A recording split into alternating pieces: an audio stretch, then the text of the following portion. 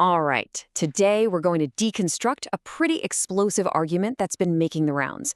The claim that political leaders are actually and intentionally lying to us about what the biggest threat to national security really is. So, yeah, let's get into it. Okay, so here's how we're going to break it all down. First, we'll look at the unnamed threat that kind of kicks the whole thing off.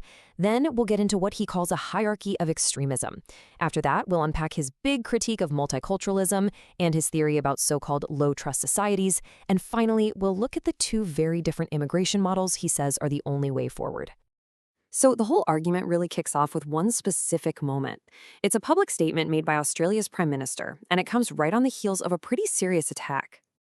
And here's where the speaker's criticism really bites down. He claims that right when the Prime Minister was saying this, he was fully aware that the attacker was a Muslim man who was already on the radar of intelligence agencies. So the speaker throws this question out there, right? He's basically asking his audience to see the Prime Minister's words not just as a statement, but as something that was left out on purpose, a deliberate omission. And this is the central claim, right here. According to the speaker, this wasn't just a slip-up or an oversight. No, he argues it's part of a consistent pattern where politicians go out of their way to avoid talking about what he sees as the #1 threat. Okay, so this leads us right into the heart of the speaker's argument. His whole point is that not all these extremist threats are created equal, and he thinks politicians are flat out wrong for acting like they are. You see, when a reporter pushed him on it, the Prime Minister did give this longer list. And it includes all sorts of groups, even sovereign citizens, the folks who believe government laws just don't apply to them. But the speaker's point is, by lumping them all together like this, the PM is intentionally watering down the issue and distracting from the real problem. And this quote, this is his direct comeback. He's essentially saying, look, when you talk about actual violence, one of these groups is so far ahead of the others, it's not even a contest. And by putting them all on the same list, he believes politicians are hiding that fact from the public. Now, to back this up, he doesn't just talk about today, he actually goes way back in history. He brings up what's considered the very first terrorist attack on Australian soil, all the way back in 1915, and draws a straight line from that event to what's happening now. He's arguing this is a consistent pattern that's been going on for over 100 years. All right, so we've been talking about the symptom, which is how politicians talk about the stuff. But now we get to what the speaker sees as the root cause of it all, a failed social experiment that he calls multiculturalism. And yeah, he really doesn't pull any punches here. He calls the whole idea that diversity is our strength complete nonsense. And he's not just criticizing it. He's saying this philosophy is the direct cause of the violence we're seeing.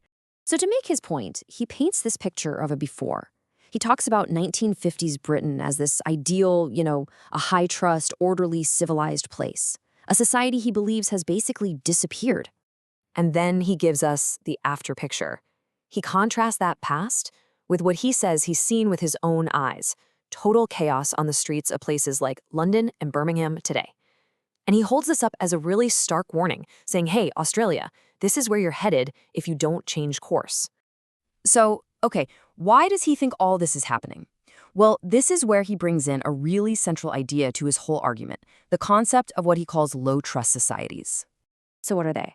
He describes them as cultures where, life is just a lot harder and people learn that things like cutting corners or even deception are what gets you ahead. And his argument is that these cultural habits, they don't stay behind. They get imported right along with the people who immigrate. And then he takes it a step further with a pretty provocative claim. He says this isn't just a problem with the first generation of immigrants.